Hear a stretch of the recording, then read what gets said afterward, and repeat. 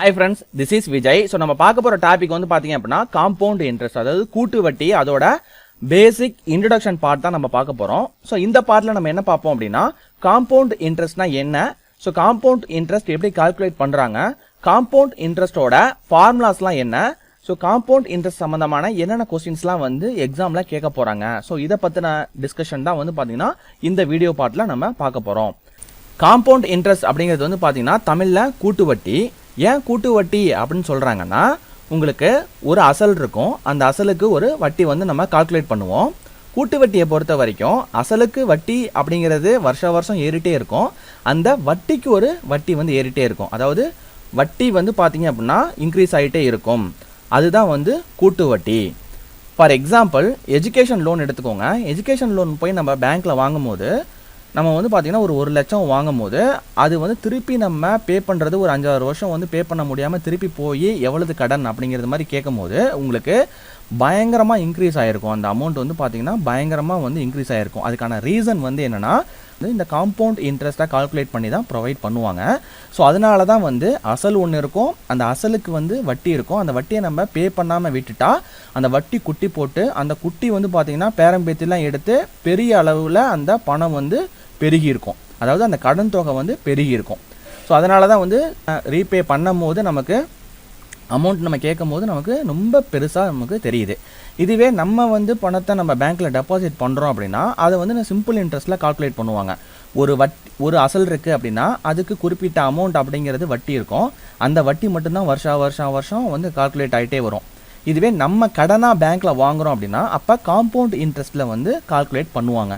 அப்படி பண்ணும்போது வட்டிக்கு ஒரு வட்டி அப்படிங்கிறது வந்து இன்க்ரீஸ் ஆகிட்டே இருக்கும்.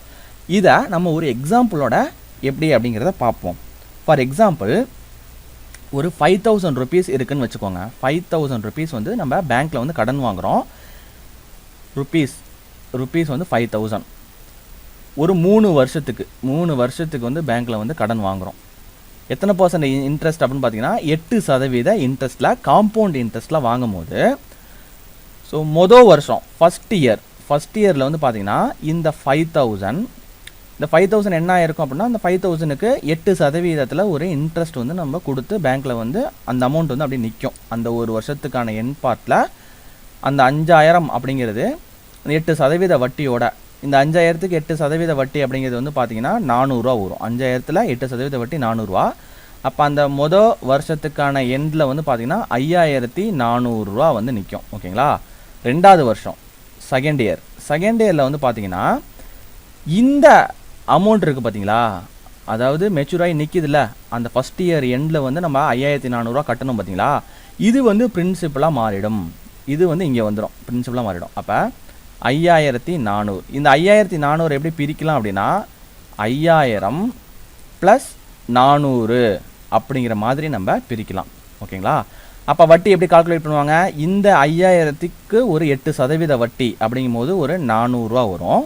அதுக்கடுத்தது இந்த 400 ரூபாய்க்கு ஒரு 8% வட்டிக்கு வட்டி போடுவாங்க. இது வந்து பார்த்திங்க அப்படின்னா 400 ரூபாய்க்கு 32 ரூபா வரும்.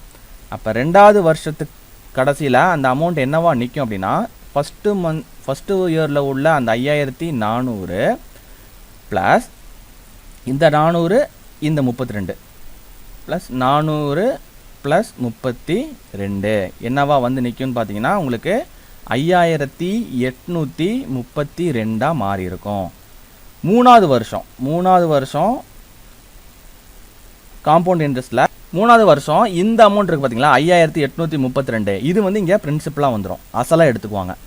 இப்போ மூணாவது வருஷத்தில் 5832 இதை எப்படி பிரிக்கலாம் அப்படின்னா 5000 + 400 + 400 ரெண்டாவது வருஷம் வந்து வட்டி + 32, இதுக்கு வந்து வட்டி கால்குலேட் பண்ணுவாங்க. இந்த 5000க்கு ஒரு 400, அதாவது 8% வட்டியில் 400, இந்த 400க்கு 8% வட்டியில் உங்களுக்கு 32 ரூபா, இந்த 400க்கு ஒரு 8% வட்டியில் ஒரு 32 ரூபா.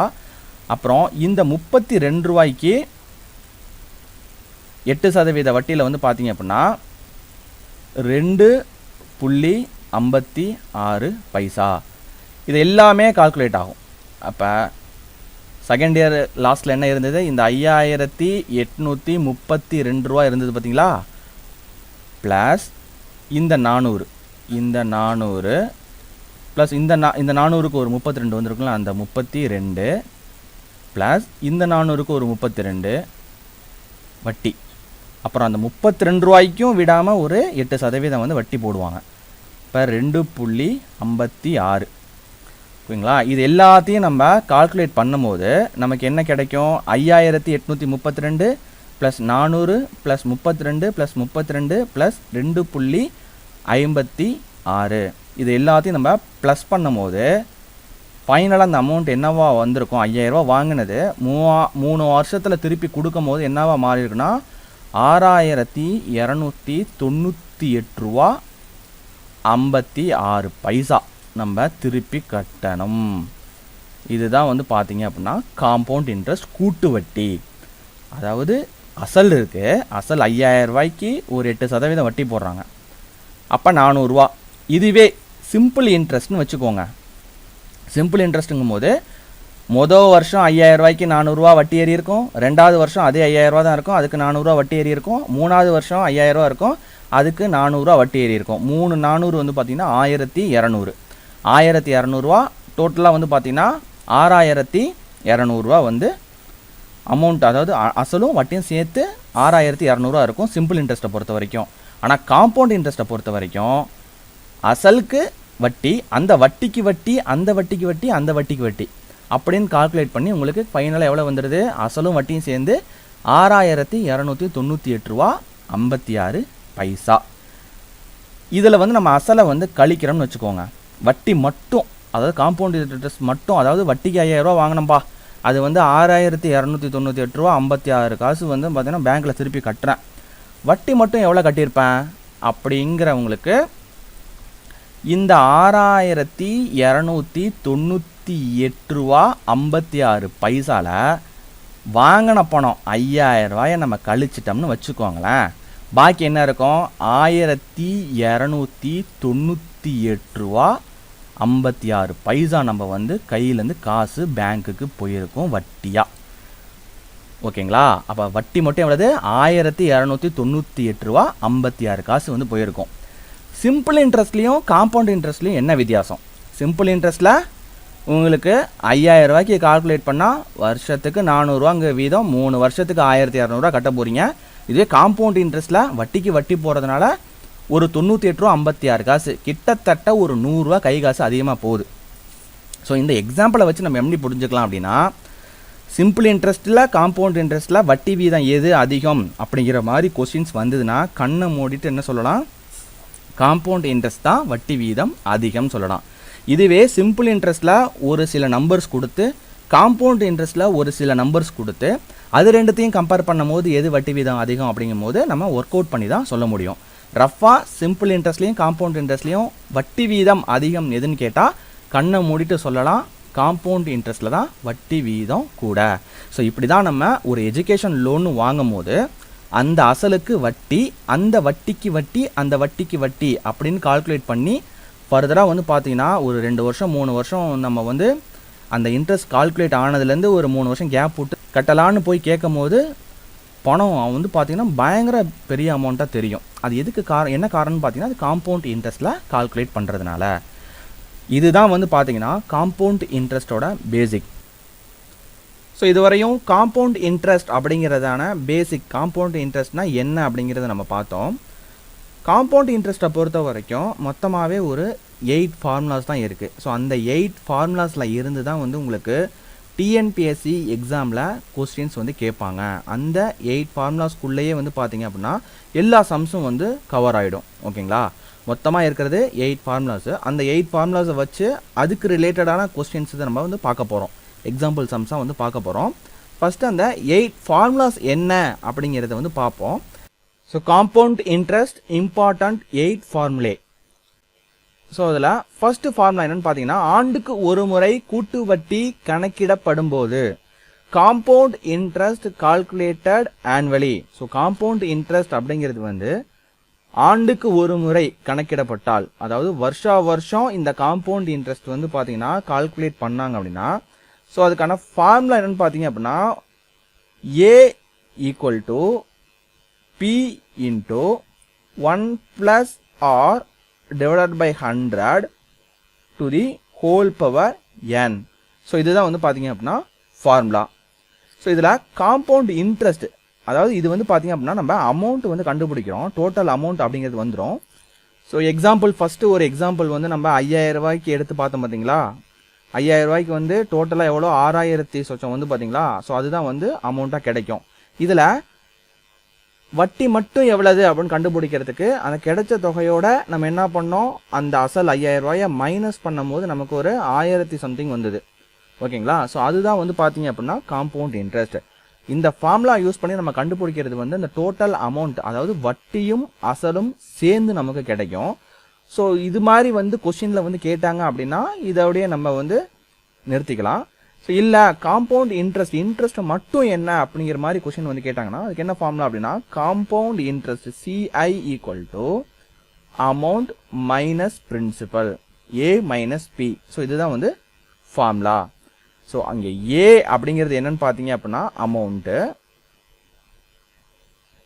பி அப்படிங்கிறது வந்து பிரின்சிபல்,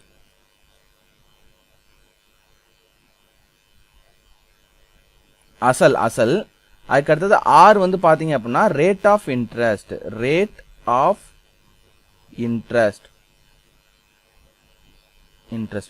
என் அப்படிங்கிறது வந்து பார்த்தீங்க அப்படின்னா உங்களுக்கு டைம், இயர்ஸ். என் வந்து பார்த்தீங்க அப்படின்னா டைம் அப்படிங்கிறது இயர்ஸில் வந்து கொடுத்துருப்பாங்க, வருடங்களில் வந்து கொடுத்துருப்பாங்க. ஏ அப்படிங்கிறது இந்த ஃபார்முலாவில் இருக்கிறது தான். ஏ அப்படிங்கிறது வந்து அமௌண்ட், பி அப்படிங்கிறது வந்து பிரின்சிபல், ஆர் அப்படிங்கிறது வந்து ரேட் ஆஃப் இன்ட்ரெஸ்ட், என் அப்படிங்கிறது வந்து டைம், உங்களுக்கு வருடங்கள். நம்ம நெக்ஸ்ட் ஃபார்முலா என்னங்கிறது பார்ப்போம். ஃபார்முலா நம்பர் 2, அரையாண்டுக்கு ஒரு முறை கூட்டு வட்டியானது கணக்கிடப்படும் போது compound interest calculated half yearly. So இதுக்கு முன்னாடி உள்ள ஃபார்முலா என்ன பார்த்தோம் அப்படின்னா வருடத்துக்கு ஒரு முறை அந்த காம்பவுண்ட் இன்ட்ரெஸ்ட் வந்து கூட்டு வட்டி கணக்கிடப்படும் போது அந்த ஃபார்முலா.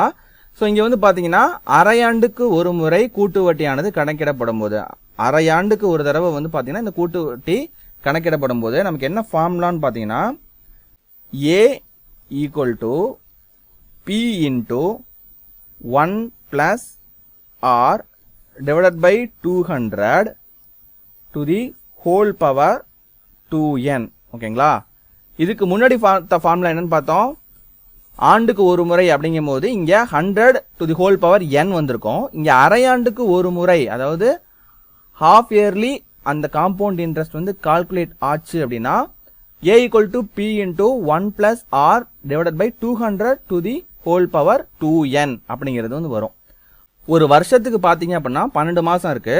ஸோ அரையாண்டுக்கு ஒரு முறைனா 6 மாதத்துக்கு ஒரு தடவை வந்து இந்த வட்டி வந்து கால்குலேட் பண்ணுறாங்க. அப்போ ஒரு வருஷத்துக்கு 6 மாதத்துக்கு ஒரு முறைனா 2 தடவை வந்து கால்குலேட் பண்ணுவாங்க. அதனால இங்கே 200 மேலே 2n அப்படிங்கிறத நம்ம மென்ஷன் பண்ணுறோம். நம்ம நெக்ஸ்ட் ஃபார்முலா பார்ப்போம். நெக்ஸ்ட் ஃபார்முலா பாருங்க, ஃபார்முலா நம்பர் 3, காலாண்டுக்கு ஒரு முறை கூட்டு வட்டியானது கணக்கிடப்படும் போது compound interest calculated quarterly. So அதுக்கான ஃபார்முலா என்னன்னு பார்த்தீங்க அப்படின்னா A equal to B into 1 + r divided by 400 to the whole power 4n. ஓகேங்களா. ஸோ இந்த ஃபார்முலாவை பொறுத்த வரைக்கும் ஹாஃப் இயர்லிக்கு வந்து 200 வந்து கொடுத்தோம், இங்கே 2n கொடுத்தோம். இங்கே வந்து பார்த்தீங்க அப்படின்னா 400, இங்கே 4n வந்து கொடுக்குறோம். ஏன் அப்படின்னா காலாண்டு அப்படின்னா ஒரு வருஷத்துக்கு வந்து பார்த்தீங்கன்னா காலாண்டு அப்படிங்கிறது வந்து 4 தடவையாக வந்து நம்ம வந்து கால்குலேட் பண்ணலாம். ஸோ காலாண்டு அப்படிங்கிறது வந்து 6 மாதத்தை நம்ம அரையாண்டுன்னு சொல்லும் போது 3 மாதத்தை வந்து காலாண்டுன்னு சொல்கிறோம். அப்போ வருஷத்துக்கு 3 வருஷத்தில் வந்து 3 மாதத்துக்கு நம்ம கால்குலேட் பண்ணும் போது 4 தடவை வந்து நம்ம கால்குலேட் பண்ணலாம். ஸோ அதனால தான் இங்கே வந்து பார்த்தீங்க அப்படின்னா 4n அப்படிங்கிறது கொடுக்குறோம், கீழே வந்து 400 டிவிஷனில் வந்து கொடுக்குறோம். ஸோ காலாண்டுக்கு ஒரு முறை கூட்டு வட்டியானது கணக்கிடப்படும் போது அப்படிங்கிறதுக்கான ஃபார்முலா என்னன்னு பார்த்தீங்கன்னா A equal to P into 1 + r divided by 400 to the whole power 4n. Next formula பாருங்க, ஃபார்முலா நம்பர் 4, ஒவ்வொரு ஆண்டும் வட்டி வீதம் மாறுகிறது எனில் interest rate changes every year. இப்போ காம்பவுண்ட் இன்ட்ரெஸ்ட்டில் ஒவ்வொரு வருஷம் வந்து பார்த்தீங்க அப்படின்னா மொதல் வருஷம் வந்து ஒரு 3% வட்டி வீதமும், ரெண்டாவது வருஷம் வந்து பார்த்தீங்கன்னா ஒரு 4% வட்டி வீதமும், மூணாவது வருஷம் வந்து ஒரு 5% வட்டி வீதமும், இப்படி வந்து பார்த்தீங்கன்னா வட்டி வீதம் மட்டும் மாறிட்டே இருக்குது அப்படின்னா, ஸோ அதுக்கான ஃபார்முலா என்னென்னு பார்த்தீங்க அப்படின்னா உங்களுக்கு A equal to P into 1 + A divided by 100 into 1 plus B divided by 100 into 1 plus C divided by 100, so and so on. ஓகேங்களா? இப்போ A அப்படிங்கிறது வந்து அமௌண்ட்டு, P அப்படிங்கிறது வந்து பிரின்சிபல் அசல், 1 ப்ளஸ் இந்த ABC அப்படிங்கிறது என்னன்னு பார்த்தீங்கன்னா ஒவ்வொரு ஆண்டும் வட்டி வீதம் மாறுகிறதுன்னு சொல்லியிருக்காங்கல்ல. ஸோ ஒரு வருஷம் வந்துட்டு மொதல் வருஷம் என்ன வட்டி வீதமோ ஸோ அந்த வட்டி வீதத்தை வந்து இங்கே வந்து கொடுத்துக்கிறோம். ரெண்டாவது வருஷம் வந்து என்ன வட்டி வீதம் கொடுத்துருக்குறாங்க, இப்போ மொதல் வருஷம் வந்து 5% வட்டி வீதம்னா இங்கே 5 கொடுத்துருவோம். ரெண்டாவது வருஷம் 8% வட்டி வீதம் கொடுத்துருந்தாங்கன்னா இந்த பிக்கு பதில் வந்து நம்ம 8 கொடுத்துருவோம். மூணாவது வருஷம் 12% வட்டி வீதம் அப்படின்னு மென்ஷன் பண்ணியிருந்தாங்கன்னா இந்த சிக்கு பதில் வந்து 12 வந்து கொடுத்துருவோம்.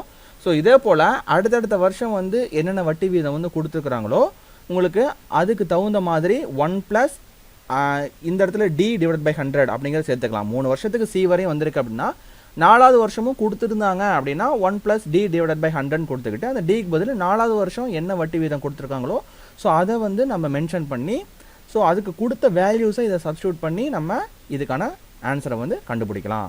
ஸோ இதுதான் வந்து பார்த்தீங்கன்னா ஃபார்முலா நம்பர் 4. ஒவ்வொரு ஆண்டும் வட்டி வீதம் மாறுகிறது எனில் interest rate changes every year அப்படின்னா இந்த ஃபார்முலாவை நம்ம யூஸ் பண்ணணும். நம்ம நெக்ஸ்ட் ஃபார்முலா பார்ப்போம். நெக்ஸ்ட் ஃபார்முலா பாருங்கள், 5th ஃபார்முலா. ஆண்டுக்கு ஒரு முறை வட்டி வீதம் கணக்கிடப்படும் போது காலம், அதாவது கொடுத்துருக்கிற வருஷம் வந்து பார்த்தீங்கன்னா AB/C அப்படிங்கிற மாடலில் இருக்கும். அதாவது நம்ம எக்ஸாம்பிள்ஸில் வந்து பார்க்க போகிறோம். ஸோ இந்த ஃபார்முலாவை மட்டும் இப்போ பார்த்துக்கோங்க. AB/C ஆண்டுகள் என பின்னத்தில் இருந்தால், அதாவது compound interest calculated annually when time given in fraction, டைமோ இயர்ஸோ given in fraction AB/C அப்படின்னா உங்களுக்கு எப்படி இருக்கும் அப்படின்னா 5.5 ஆண்டுகள் அப்படின்னு இருக்கலாம். ஃபார் எக்ஸாம்பிள் 5.5 ஆண்டுகள். ஸோ இந்த மாதிரி வந்து 5.5 years, 5.5 ஆண்டுகள் அப்படிங்கிற மாதிரி வந்து சம்மில் வந்து கொடுக்கலாம். ஸோ இப்படி இருந்தால் அதுக்கான ஃபார்முலா என்னன்னு பார்த்தீங்க அப்படின்னா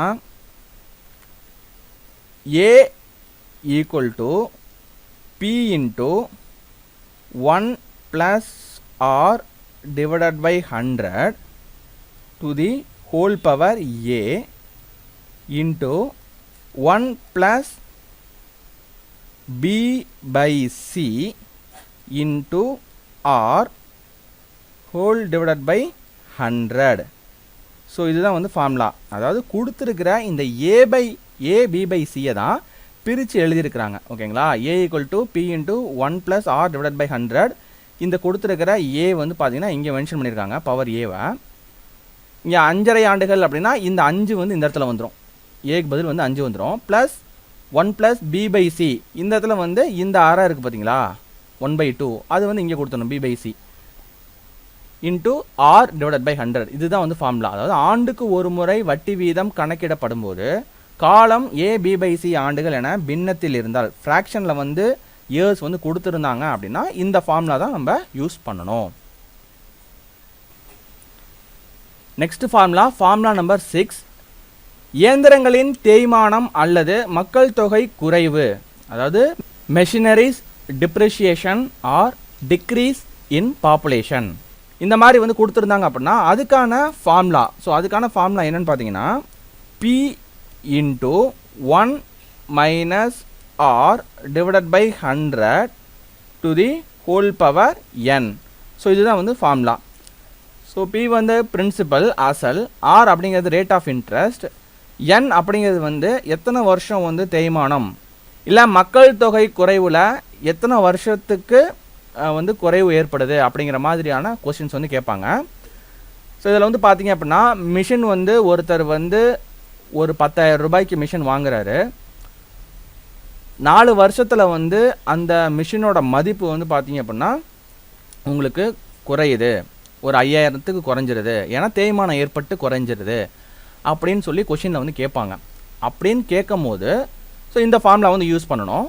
ஸோ அதே போல் மக்கள் தொகை பெருக்கம் அப்படிங்கிறத நம்ம நெக்ஸ்ட்டு பார்க்க போகிறோம். இது மக்கள் தொகை குறைவு, ப்ரெசண்ட் இயரில் உள்ள மக்கள் தொகையை கொடுத்து இதுக்கு ப்ரீவியஸாக உள்ள பாஸ்ட் இயர்ஸில் உள்ள மக்கள் தொகையோட எண்ணிக்கையை வந்து கேட்பாங்க. அப்போ இத்தனை வருஷத்துக்கு முன்னாடி மக்கள் தொகை அப்படிங்கிற மாதிரி கேட்பாங்க. ஸோ அந்த மாதிரியான கொஸ்டின்ஸ்க்கெலாம் வந்து பார்த்திங்கன்னா இந்த ஃபார்முலா தான் யூஸ் பண்ணணும். P into 1 minus R divided by 100 to the whole power n. So அடுத்த ஃபார்முலா பாருங்கள், ஃபார்முலா நம்பர் 7. மக்கள் தொகை அதிகரிப்பு அப்படி இல்லைன்னா பெருக்கம்னு சொல்லி கொடுப்பாங்க. உயிரிகளின் பெருக்கம் அதிகரிப்பு, increase in population or increase in microbes. எப்படி கொஷின் வந்து கொடுப்பாங்க அப்படின்னா, இப்போ ப்ரெசண்ட் இயரில் வந்து இருக்கிற மக்கள் தொகையை கண்டுபிடிக்கணும். ப்ரீவியஸாக ஒரு 3 வருஷத்துக்கு முன்னாடி உள்ள மக்கள் தொகையை வந்து கொடுத்துட்டு அது இப்போ உள்ள மக்கள் தொகையை வந்து கண்டுபிடிக்கணும், எவ்வளோ வந்து அதிகரிச்சிருக்கு, பெருகி இருக்கு அப்படிங்கிறது மாதிரியான கொஸ்டின்ஸ் வந்து கேட்பாங்க. ஆண்டுக்கு ஆண்டு வந்து இத்தனை சதவீதம் வந்து பெருகிட்டே வந்தது அப்படின்னா மக்கள் தொகை எத்தனை அளவு வந்து பெருகி இருக்கு அப்படிங்கிற மாதிரி கேட்பாங்க.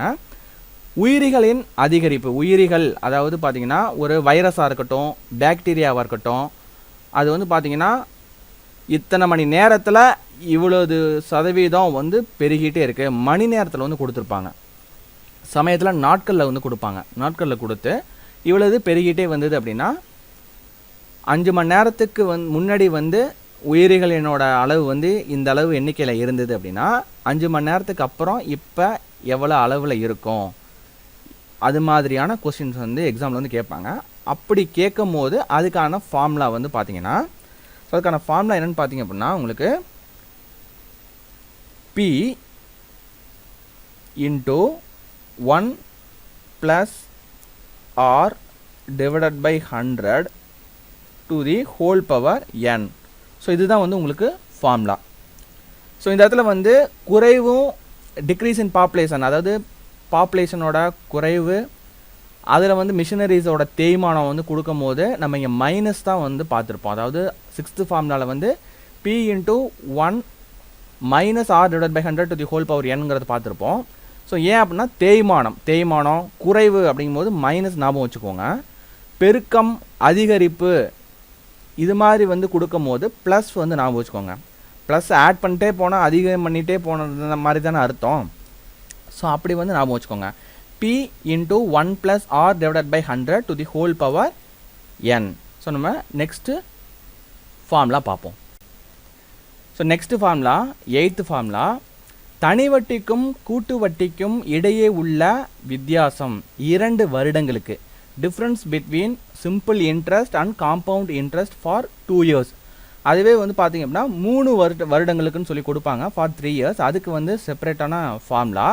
ஸோ இது மாதிரி சிம்பிள் இன்ட்ரெஸ்ட்டுக்கும் காம்பவுண்ட் இன்ட்ரெஸ்ட்டுக்கும் உள்ள டிஃப்ரென்ஸ் வந்து 2 வருஷங்களுக்கு அப்படிங்கிற மாதிரி கொடுத்துருந்தாங்க அப்படின்னா, ஸோ அதுக்கான ஃபார்முலா என்னென்னு பார்த்தீங்கன்னா compound interest minus simple interest equal to P into R divided by 100 to the whole power 2.